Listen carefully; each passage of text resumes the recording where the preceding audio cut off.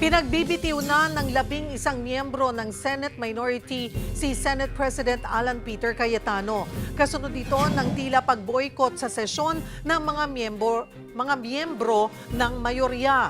Git ng binansagang Solid Block 11 o SB 11. Lumalabas na hindi kayang pamunuan ni Cayetano ang Senado. Tila nilabag din daw ni Cayetano ang rules ng Senado na dapat kinukonsulta muna ang majority at minority leaders bago mag-postpone ng sesyon.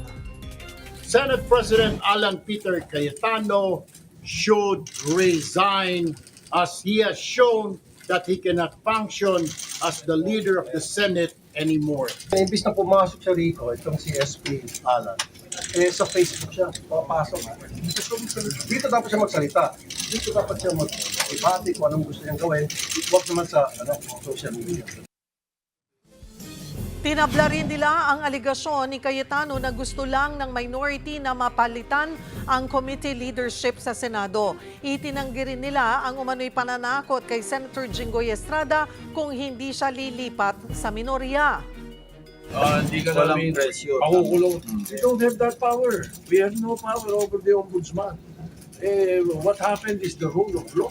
Lahat, kita namin, umalis ka sa amin. Pero si Alan Peter, steady ka lang dyan. Figment of their imagination lang ang ginagawa nila. Wala naman kaming ginagawang hadlang sa proseso ng Senado at mga agenda ng Senado. Get back to work. Yan ang hirit ni Pangulong Bongbong Marcos sa mga senador na hindi pumapasok sa sesyon. Iniisa-isa ng Pangulo ang mga kailangang gawin gaya ng pag-amyenda sa ilang mga batas para sa mga programa ng pamahalaan. Pero hindi raw ito magagawa kung walang sesyon ang Senado. Na ihahatid mo ang isang senador para pupunta kung saan siya pupunta, hindi yata sapat na dahilan yan para i-cancel ang isang session. Ngayon, kanselado na naman ang isang session. Hindi ko nga maintindihan kung paano sila magtatrabaho kung ganito. The two other departments continue to work. The executive continues to work. The judiciary continues to work. Why does the legislature decide to stop working? I never imagined in my entire life, never mind my entire political life, that such a thing could happen, especially to the august, it's no longer august now, but to the august body of the upper house, the Senate of the Philippines. Para mahimay pa ang mga implikasyon ng kaguluhan ngayon sa Senado, makakasama natin former Senate President Franklin Drilon. Magandang tanghali po sa inyo, sir. Salamat po sa oras. Magandang hapon, Cheryl, at natutuwa ko na ako ngayon ang bisita mo. At natutuwa po kami na may oras kayo po para sa amin. Diretsahan na po ang itatanong ko sa inyo.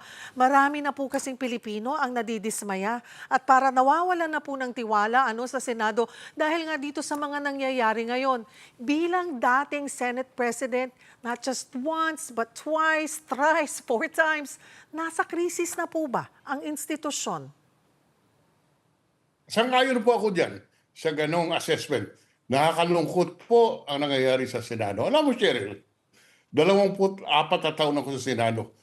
Pag mga ganitong panahon, ibig sabihin, last day of session, abay nag-overtime kami dyan. Tinitingnan namin kung ano pwede namin i-rush para maipasa ang isang panukalang batas para sa kapakanan ng bayan. Ngayon po, dahil sa politika, dahil po sa impeachment, dahil sa election sa 2028, wala na pong session. Hindi naman po tama yan, mali po yan.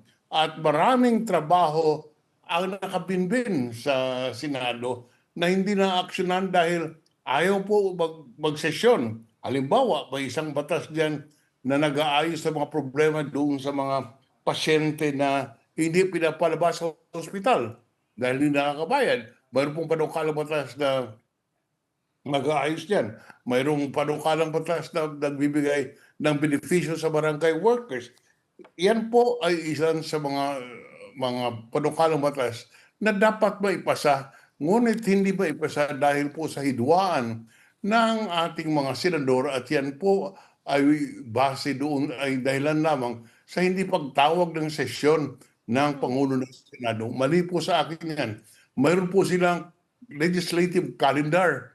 Hanggang Biyernes po ang kanilang sesyon. Tama po ang Pangulo, dapat po magtrabaho naman sila. Hindi yung ganitong klaseng nangyayari sa ating bansa. Sir, sa tagal po ninyo, sabi nyo nga 24 years kayo sa Senate, nakailang beses po kayong maging Senate President. Kung di po ako nagkakamali, 4 na beses po. May nakita na po ba kayo ganitong kalalim na pagkakabahagi ng mga senador o yung division po sa Senate? O iba talaga po itong sitwasyon na ito?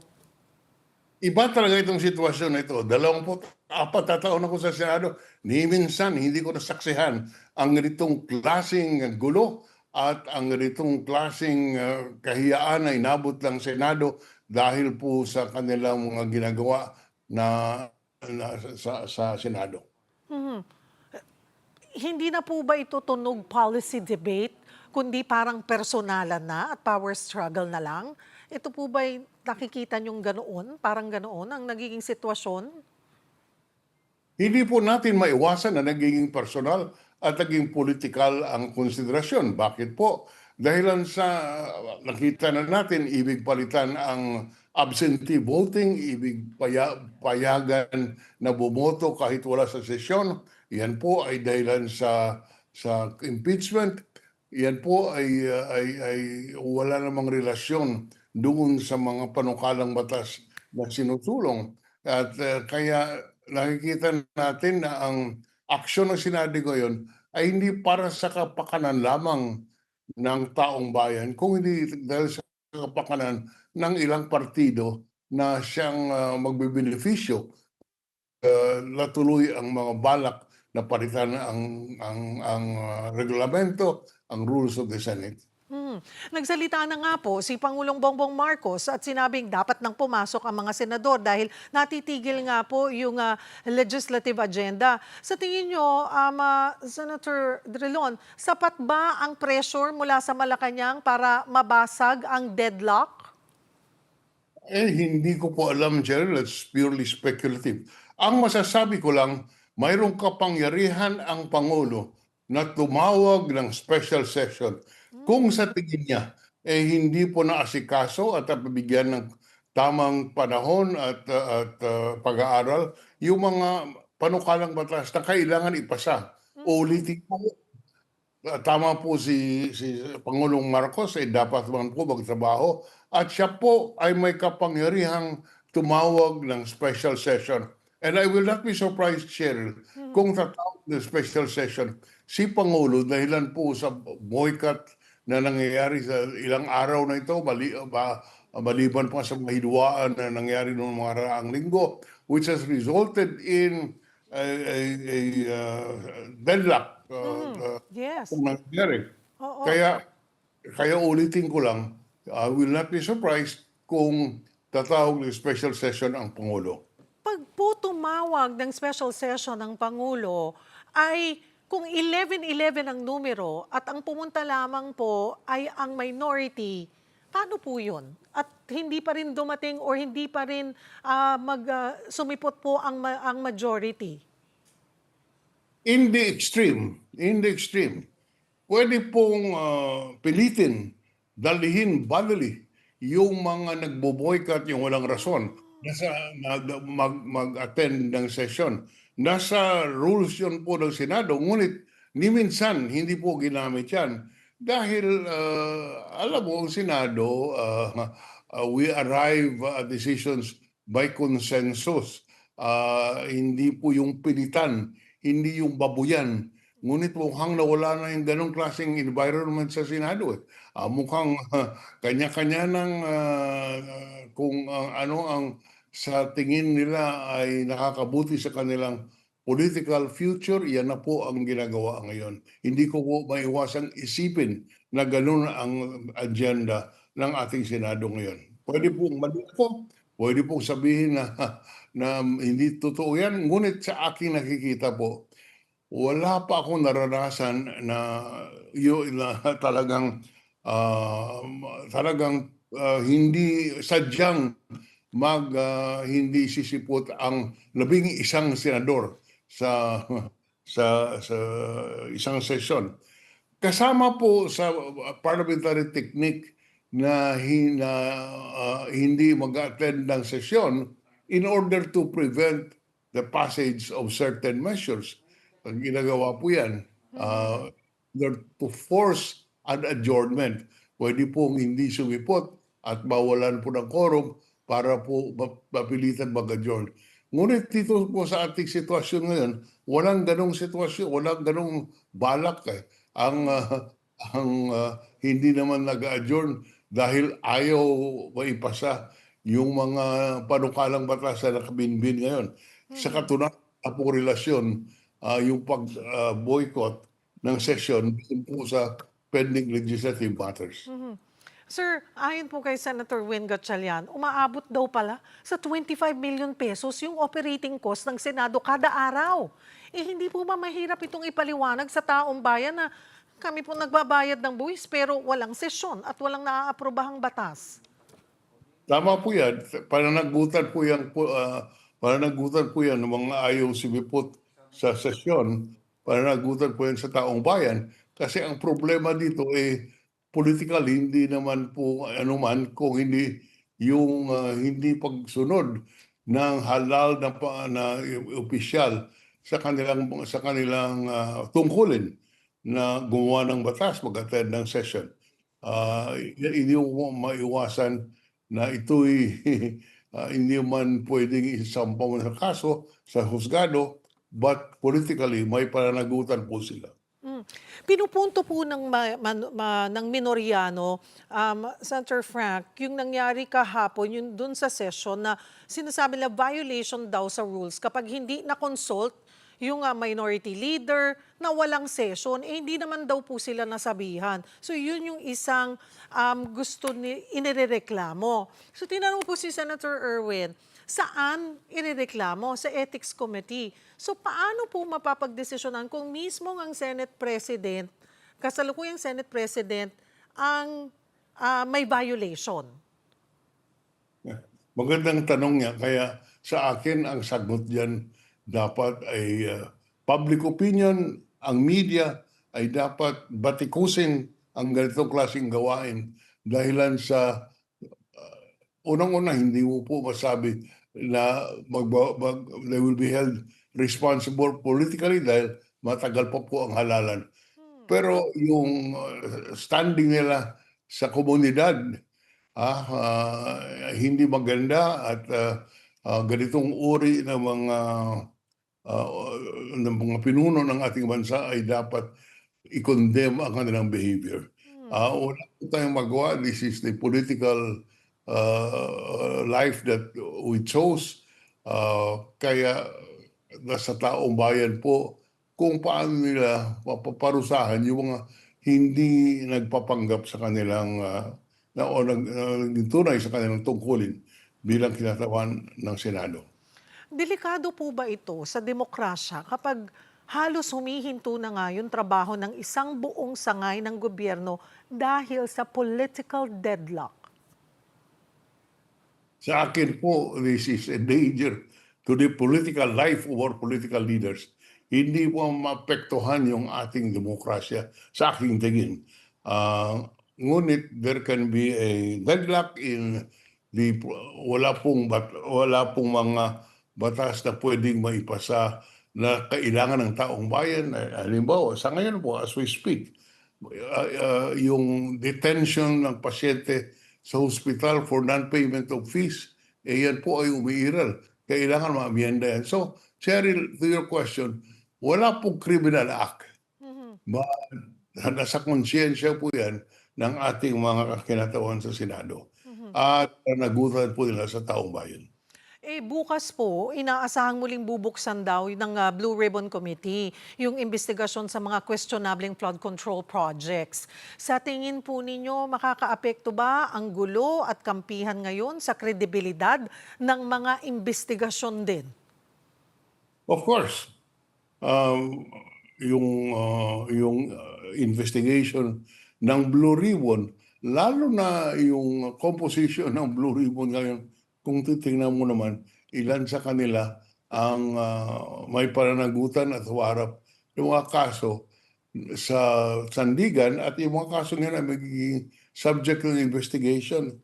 Paano na yan magkaroon ng credibility ang investigation?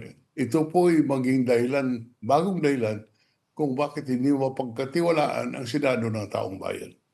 Hindi po may kakaila yung track record nyo sa haba po ninyong pagiging senador. Kung kayo po ang nakaupo ngayon bilang Senate President, ano po ang una ninyong gagawin para ayusin ang krisis na ito? Pupunta po ko kay Cheryl at pagsumbong para po ilabas sa taong bayan na hindi po tama ito. But having said that, ayaw ko sabi ko anong gagawin ko kasi galing ako dyan. I mean, it might not be very good for me to comment on that at that point. Bilang dating senador na lang po, mensahe na lang sa mga nakaupo po ngayon na senador. Hindi man po advice or bilang dating senador na nagkailang beses na naging Senate President at ngayon ay ordinaryong Pilipino representing siguro po ang ordinaryong Juan de la Cruz.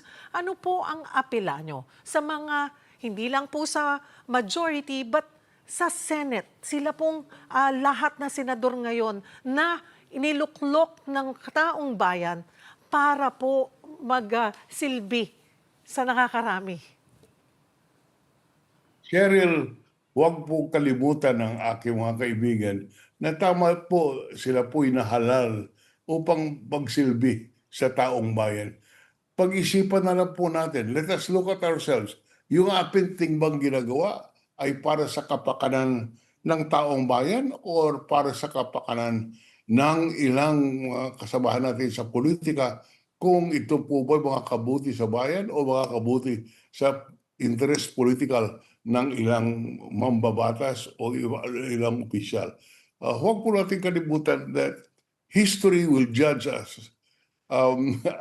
Alam mo, ang isa sa mga magandang damdamin ko ngayon, pag ako'y pupunta sa mga shopping mall, ang sinasabi po ng aking kasalubong, Sir, bumalik ka na sa Senado para naman magawa ang ating bansa, ang ating mga senador.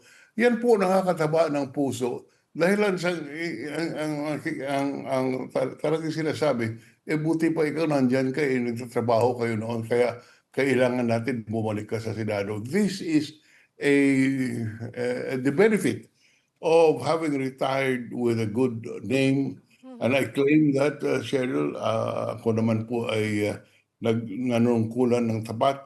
And yan po ang aking masasabi sa aking mga kasamahan ngayon sa Senado.